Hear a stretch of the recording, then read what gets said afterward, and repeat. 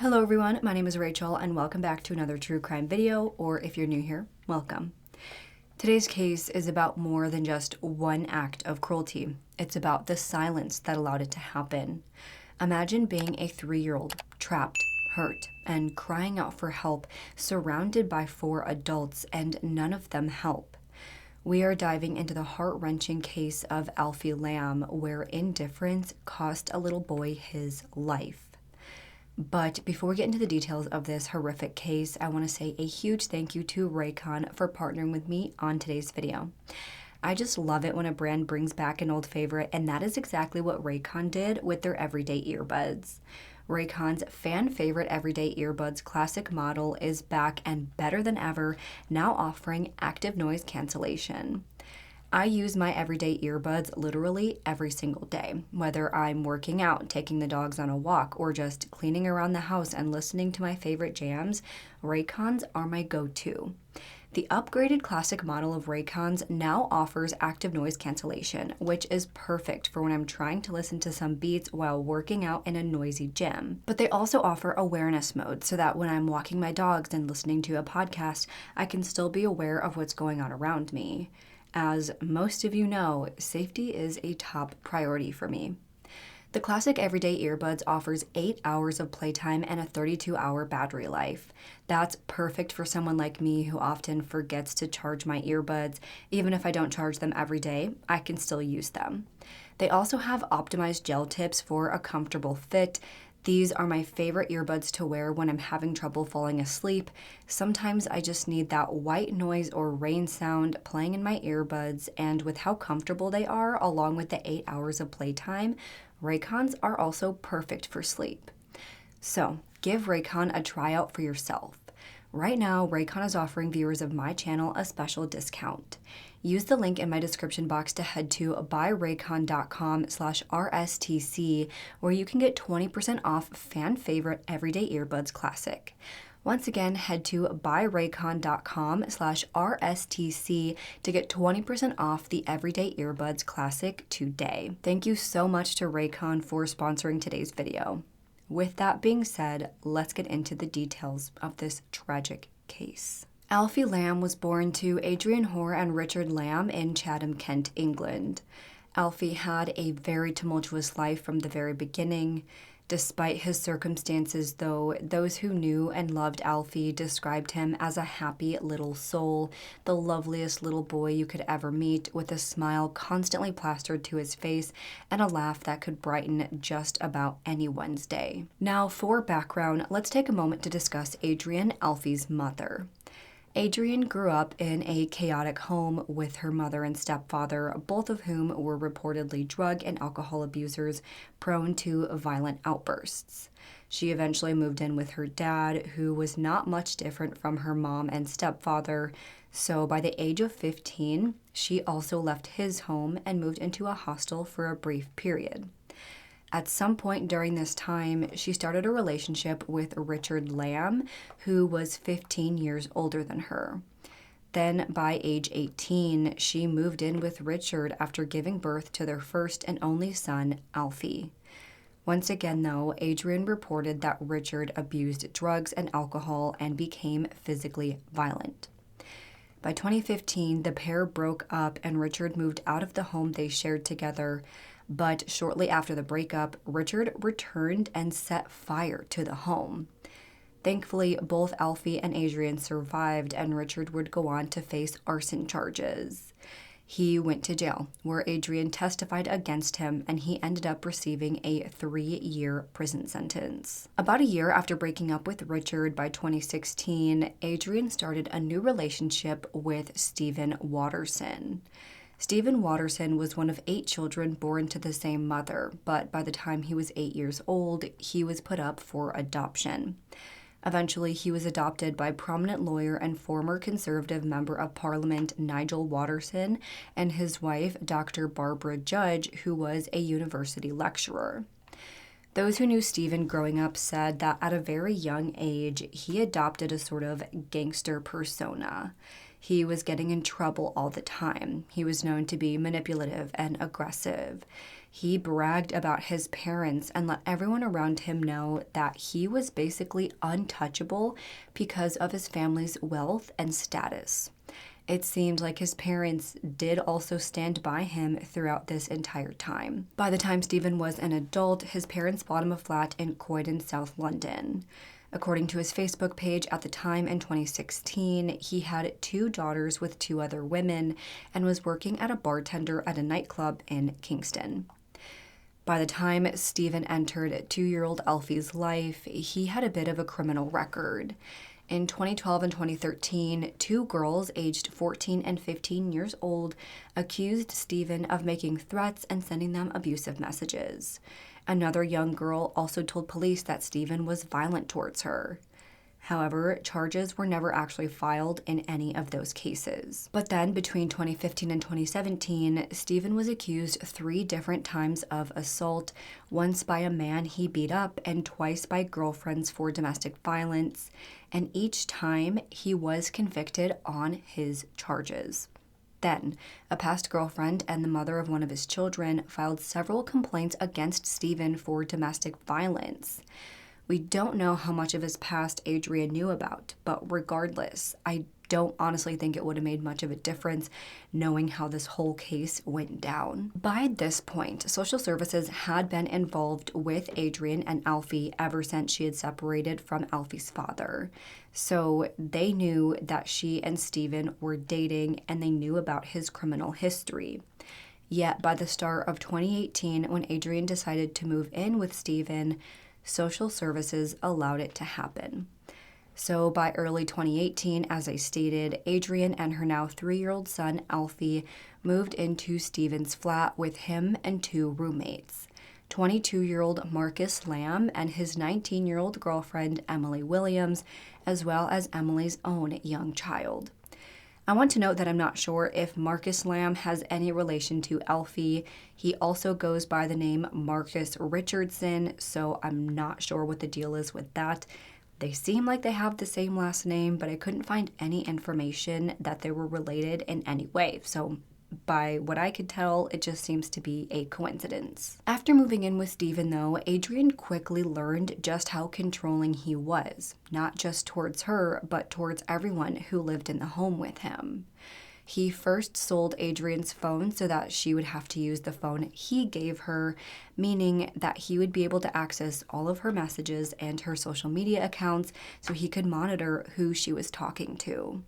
She received government assistance for Alfie, but that money went straight into Stephen's account, which she had no access to.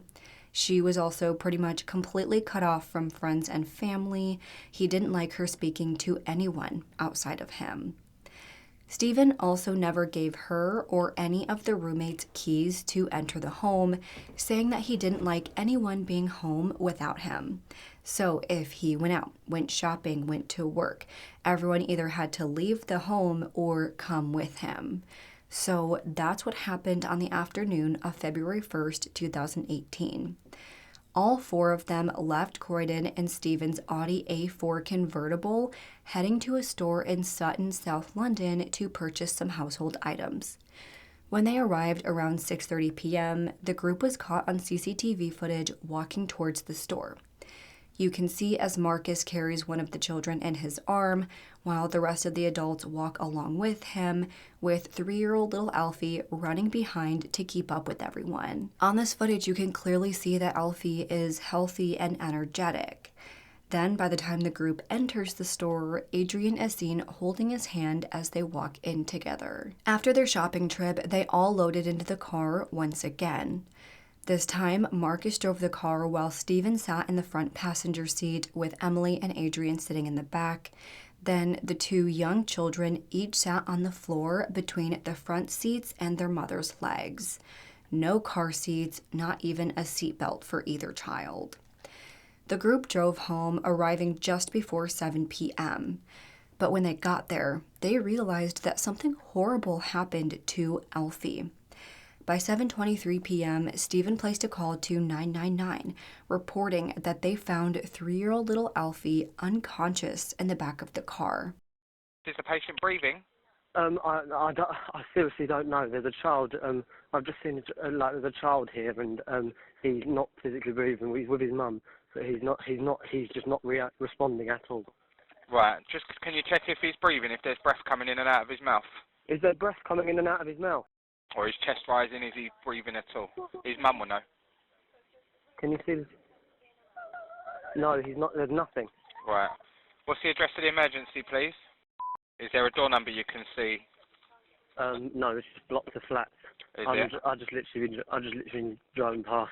By the time first responders arrived to the home, they were met with Marcus, who was actively performing CPR on the little boy.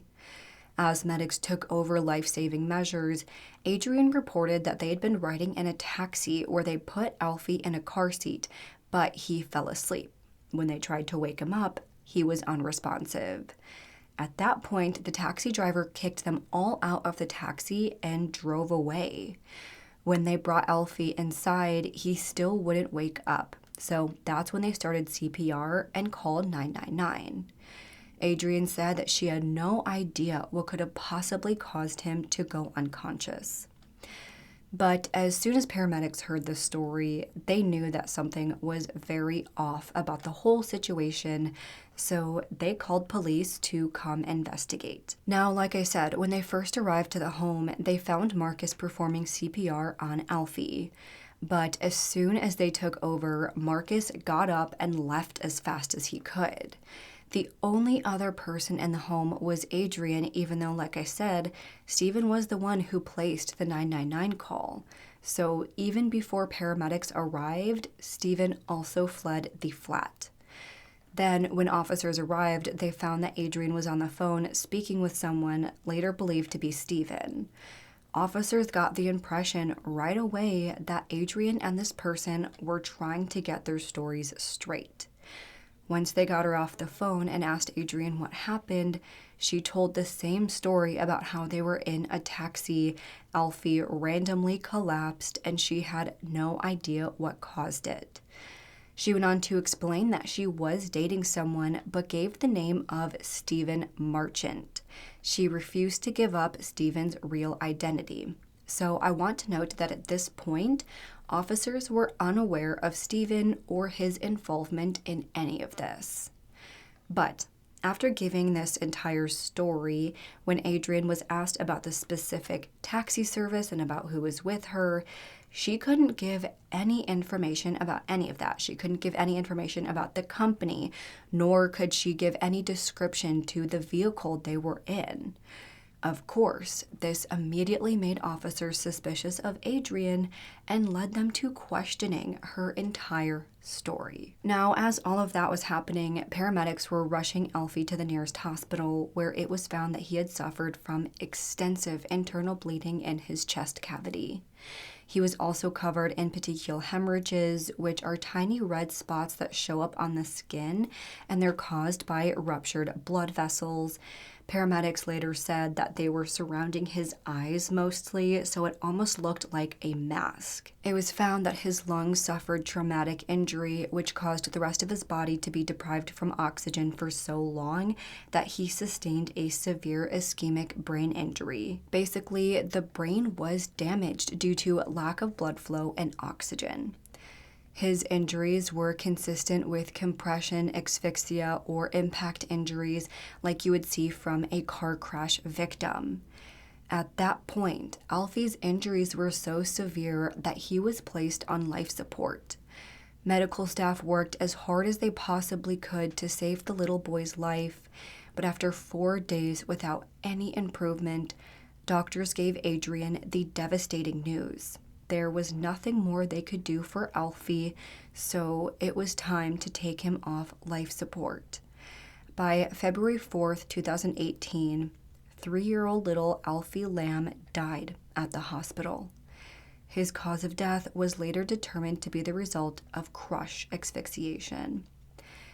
Now, after speaking with Adrian at the scene, they did eventually let her accompany her son at the hospital, where they were later met with Stephen, who originally identified himself to police as Adrian's cousin, Alex Richardson. At first, when police met him, he appeared to be concerned and helpful. He was hoping and praying for Alfie to get better. But like I said, pretty much immediately, officers knew that there was much more to the story than what they were letting on. Of course, the story Adrian told just didn't make any sense to begin with, but that plus the fact that Alfie suffered from these unexplained injuries you would get from a car crash when they said themselves there was no car crash, none of it added up. So first, investigators went ahead and confiscated Adrian's cell phone, where they uncovered some very concerning and disturbing text messages between her and Stephen.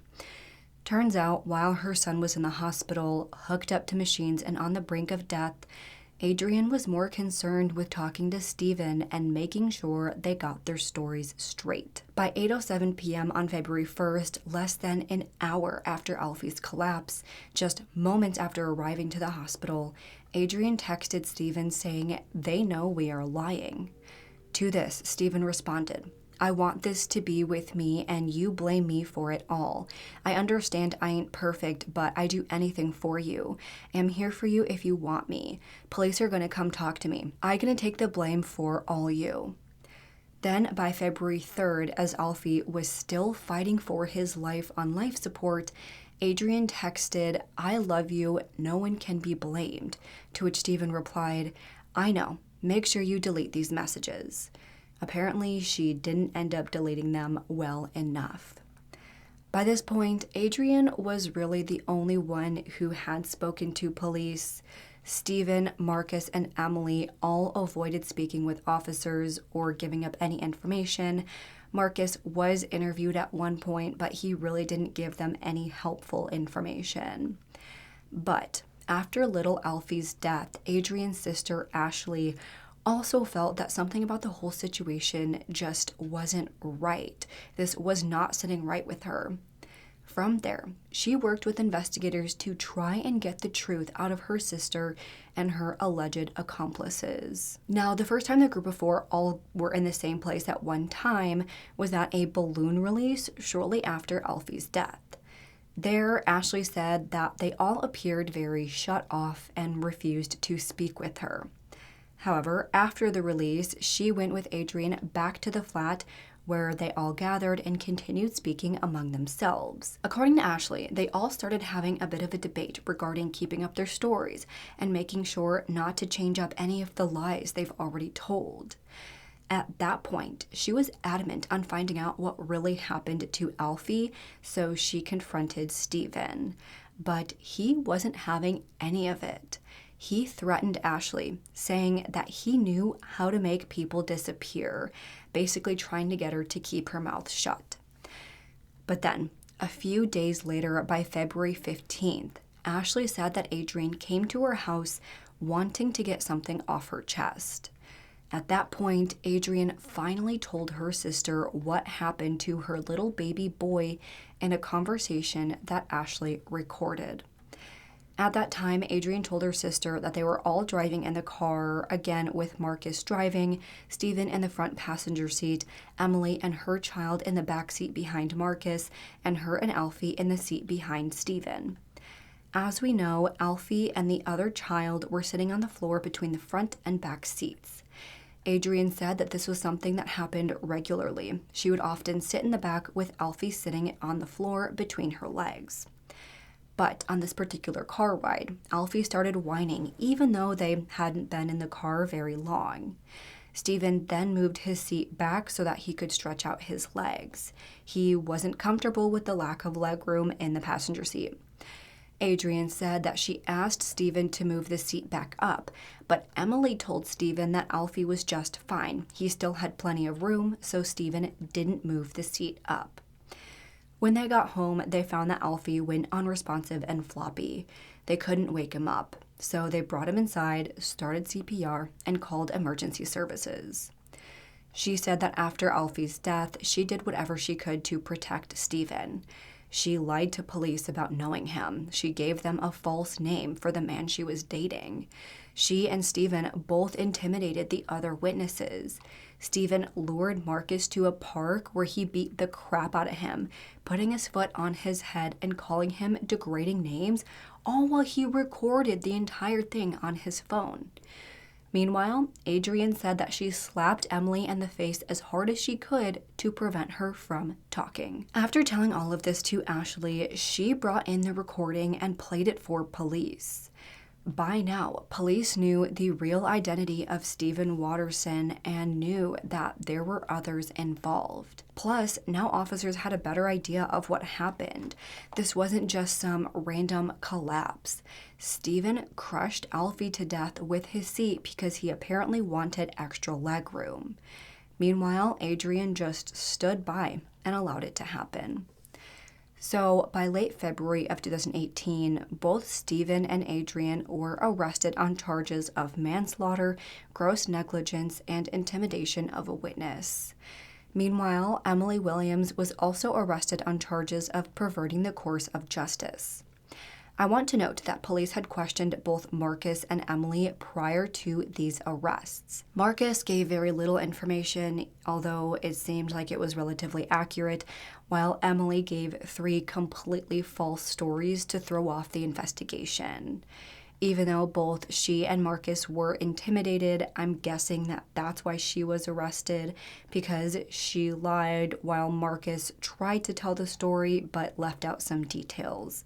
Not sure why that's much better. Again, even though they were both intimidated, I feel like they either both should have been charged or neither, but that's beyond the point. Either way, after their arrests, both Marcus and Emily gave more detailed versions of what really happened on the day of Alfie's death. Marcus and Emily both had similar stories when they finally spoke with police. They told officers that Adrian wasn't the doting, loving mother she tried to pass herself off to be. She would often yell at Alfie, slap him around, and degrade him. Stephen did the same thing. Stephen always had a very short temper with Alfie, and anytime he'd get mad, he'd slap him, throw him around, or yell at him. On the afternoon of February 1st, 2018, as we know, the group went out shopping. But Marcus said that Adrian had been yelling at Alfie that entire time, so it was not a pleasant trip. On the way back home, with Alfie sitting on the floor between Adrian's feet, Alfie was screaming and crying while Adrian slapped him and told him to shut up. As that happened, he heard the sound of Stephen's seat moving back, closing in closer and closer on Alfie. As the seat moved back, Alfie started saying "mommy" to get her attention. Alfie started crying more, asking for the seat to be moved back up so he could have more room. But instead of just moving the seat back up and calming Alfie down, Stephen said that he wouldn't be told what to do by a 3-year-old, and he moved his seat back again even further. This made him cry even more, to which Adrian once again told him to shut up, that they would be home soon. By this point, Alfie's feet were under the front seat and his head was against the back seats.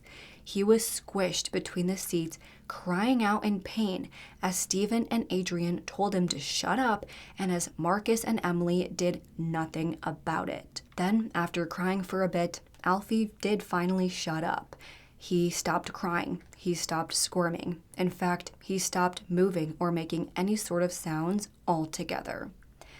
When they got home, as they pulled Alfie out of the car, he was not moving and not responding. At first, Adrian told him to stop being silly and stop messing around, but he didn't. He continued being silly, I guess.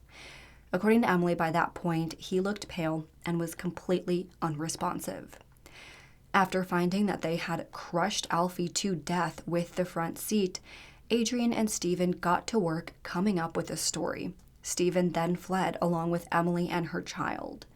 As we know, Marcus stayed to give CPR but left as soon as help arrived. From there, both Emily and Marcus said that Adrian and Stephen threatened them to stay quiet. Stephen told Emily that he knew how to make people disappear and that he would kill her and put her in the trunk of his car. He said that her child would be left without a mother. Marcus said much of the same, again that he was physically assaulted and intimidated by Stephen to keep his mouth shut. Emily again also said that Adrian slapped her as hard as she could, and Adrian also tried to intimidate both her and Marcus. So now we know what happened to poor 3-year-old little Alfie. He was sat on the floor in the car, which is already a huge problem. But then Stephen slammed his seat into him because he wouldn't be told what to do by a child, even though all Alfie wanted was to stop being crushed. But no one listened. No one cared about the screams and cries. They were just annoyed. And because of this, Alfie died a slow, painful, terrifying death. Now, after learning all this information, police found out that shortly after Alfie's death, Stephen sold his Audi. He actually accepted just $800 cash for it, trying to get rid of it as fast as he possibly could. But officers were able to track it down and complete a forensic examination on it. They found that Alfie had been slammed into a 9.1 centimeter gap on the floor and had between 170 and 180 pounds of pressure exerted on him. That would be like a fully grown adult male putting their full amount of weight on a 3-year-old child. It's absolutely horrific, and it's no wonder Alfie suffered from such horrendous injuries. Based on everything I've told you up to this point, all 3 defendants were set to go to trial. Throughout that process, police ended up dropping the manslaughter charges for Adrian, saying that she was more of a passive player in this. It wasn't her actions that caused Alfie's death, it was Stephen. Then Stephen ended up pleading guilty to charges of gross negligence manslaughter, intimidation of a witness, and perverting the course of justice, but he pleaded not guilty on charges of manslaughter. Adrian also pleaded guilty to intimidation of a witness and lying to police. So by November of 2019, when the 3 went to trial, Stephen was being tried for manslaughter, Adrian for child neglect, and Emily also faced her charges of perverting the course of justice. To note, the main difference between negligent manslaughter and manslaughter are that negligent manslaughter is when someone's death is caused by someone's careless actions without the intent to kill or do harm. Think drunk driving, texting while driving, you accidentally hit someone. Meanwhile, manslaughter is killing someone without malice or forethought. Basically, your actions caused someone to die. You knew your actions would kill them, but you did it anyways, such as slamming your seat into a 3-year-old child and ignoring their cries.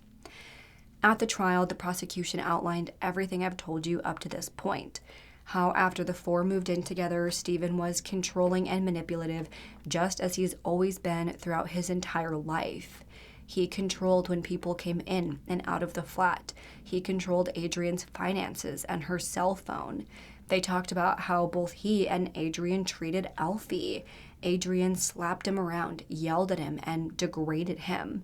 Stephen did the same, and Adrian allowed him to do so. They talked about what happened on the day of his death. Essentially, Alfie died because Stephen was annoyed with him, and his ego couldn't take a child asking him to move. So instead, he crushed the 3-year-old little boy to death with his car seat. And even though he was crying and screaming for help, looking for Adrian to save him, all she did was tell him to shut up, even though she could very well see that he was being squished between the seats. And that's something I really want to point out. According to the investigation, he had about 9 centimeters or 3 inches of room. That is an insane amount of pressure to be placed on a child. That's like this much room for a 3-year-old child that's probably around, this wide or, front to back. And Adrian had to have seen how compressed he was, yet she did nothing about it. Alfie suffered extensive organ and brain damage, and that doesn't happen from being a little bit uncomfortable in the car. Adrian had to have seen how compressed he was and still did nothing about it. With 3 inches of room, her legs were probably being squished too, yet she didn't think that anything was going to happen to Alfie somehow. I don't buy it. Then, after Alfie died, both her and Stephen set out on a rampage of coming up with lies, intimidating witnesses, and running from police. Adrienne did everything she could to protect her piece of shit boyfriend who killed her son. All the while, he was actually talking to multiple other women. Surprise, surprise.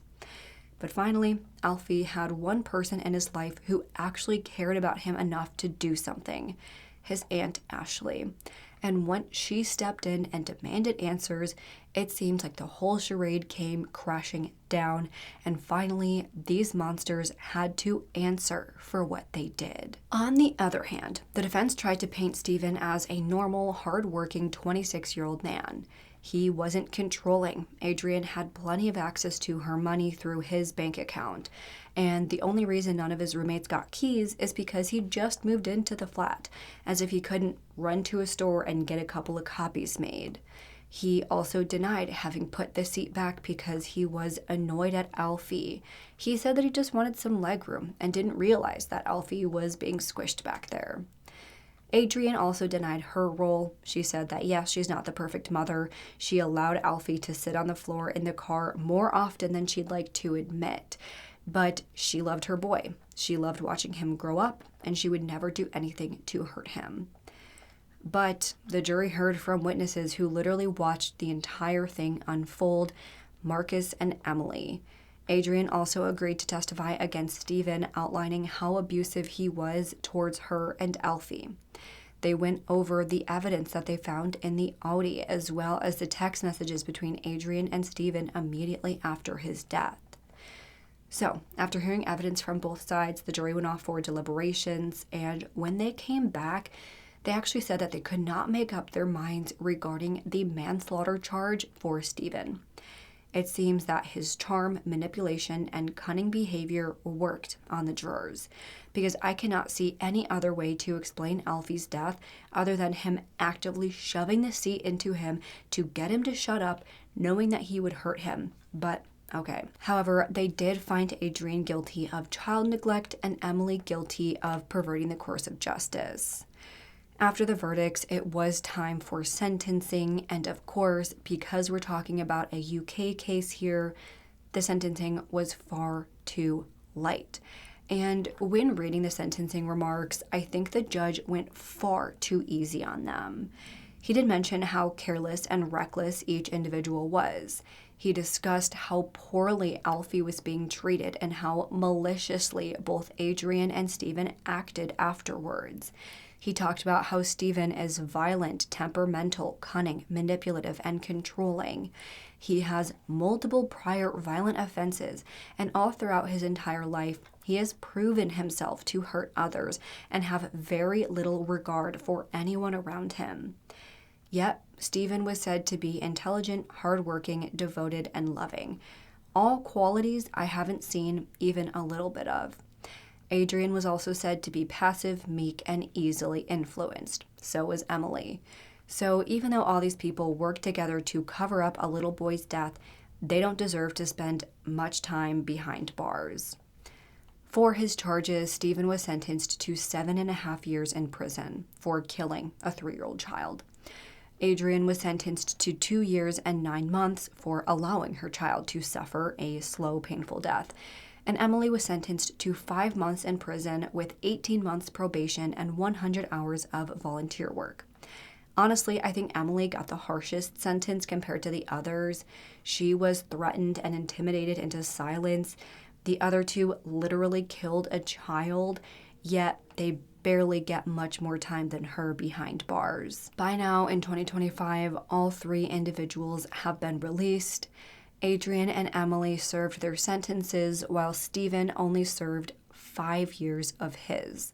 So for slamming his seat into a child, causing an excruciating death, he served less time than what I spent getting my doctoral degree. It's absolutely atrocious, and given how Stephen has proven himself to be a violent, temperamental, ticking time bomb, I have no doubt that he will hurt someone else if he hasn't already. So, unfortunately, that is where the case ends.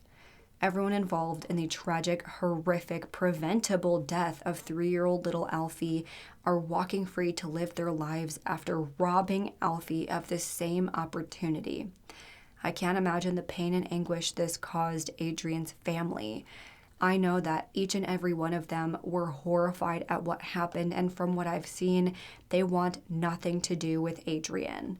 Now, that was years ago when she was initially released, but hopefully not much has changed because both she and Steven deserve the absolute worst that life has to offer them.